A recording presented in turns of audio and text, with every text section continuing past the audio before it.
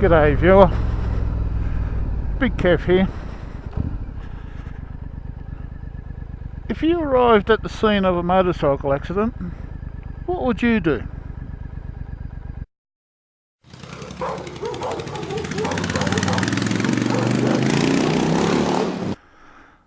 About a week ago, a motorcyclist was involved in an accident on this corner. What I'd like to share with you is what I did and a few observations. I am going to put up a few photos that I took because I was at work. It will be of an accident scene, so while there is no blood and guts, a bit of a warning. It is the scene of an accident, and you may find it disturbing. Okay, what happened was this road has recently been resurfaced, and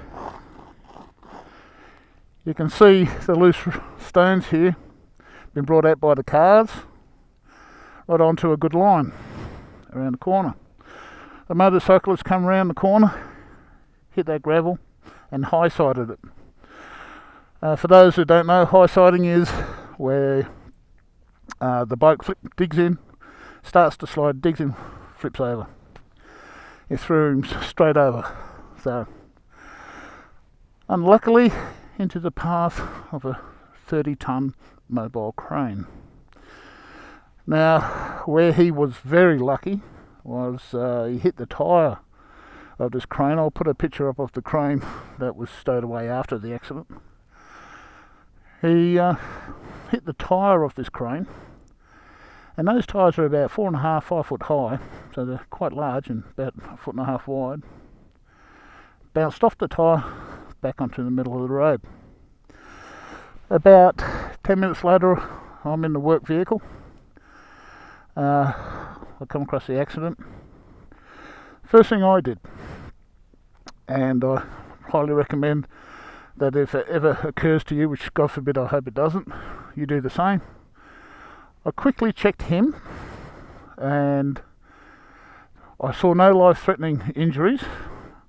So I got on the radio. All our vehicles have two-way radios. Our depot's just down the road a little bit, and established traffic control. You don't want cars, bikes, buses coming around here 100 miles an hour while a bloke's lying in the middle of the road. So you establish traffic control. You can do it easy if it happens in a city. Just grab some bystanders, say, slow that traffic down.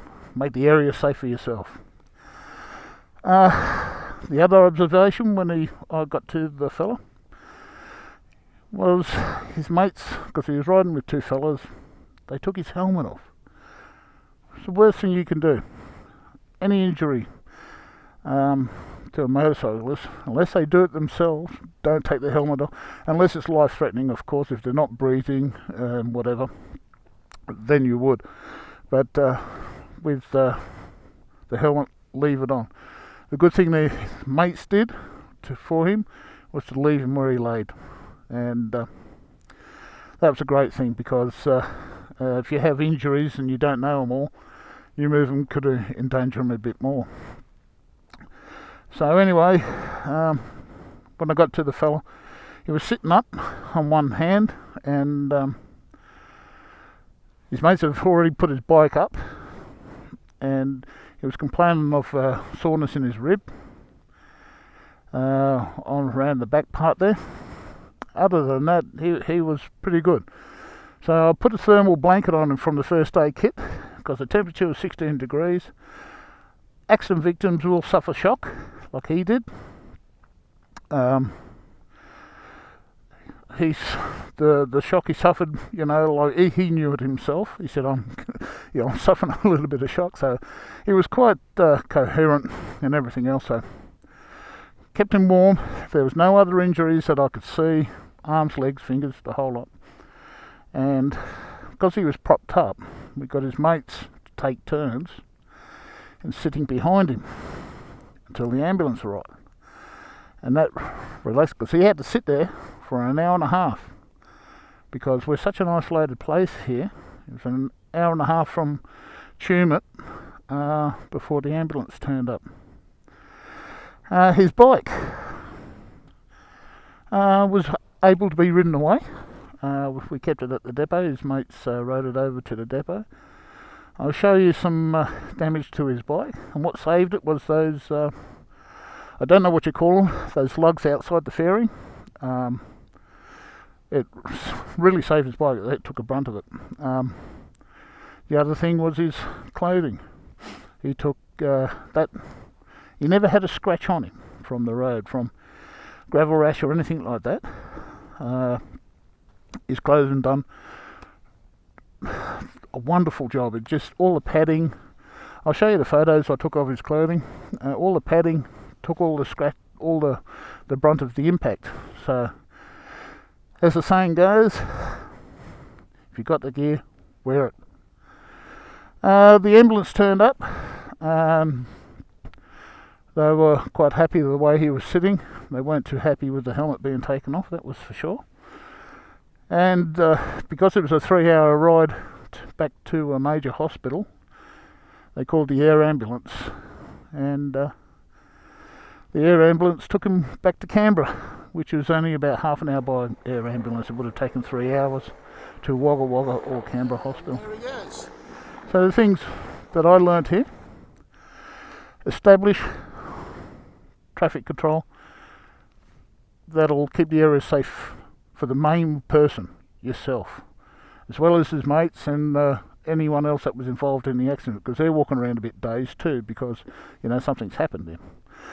The other thing, don't take helmets off motorcycle riders. It's been an accident unless they do it themselves, or unless it's life-threatening. The other thing, don't move them unless it's life-threatening. That pain in his rib turned out to be 8 broken ribs and a broken collarbone. As paramedic said, if he moved him, he could have moved the cracks in the ribs or the collarbone and done more internal injuries, even to his lungs. So, don't move him to the ambulance unless, again, it's a life-threatening situation. Carry a first aid kit. If there's 3 or 4 of you in a ride, have at least one of you. It was 10 minutes before I turned up. If he was bleeding, it would have been 10 minutes without stopping the bleeding. The other thing, learn how to use a first aid kit. Do a first aid course. I did. I've been qualified through work, advanced first aid.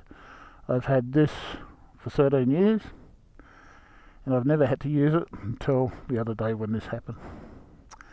And keeping a level head is a good thing too. Alright guys, just remember, look after yourselves, take it easy, and look after each other. Alright, be careful, and guys, I will catch you later.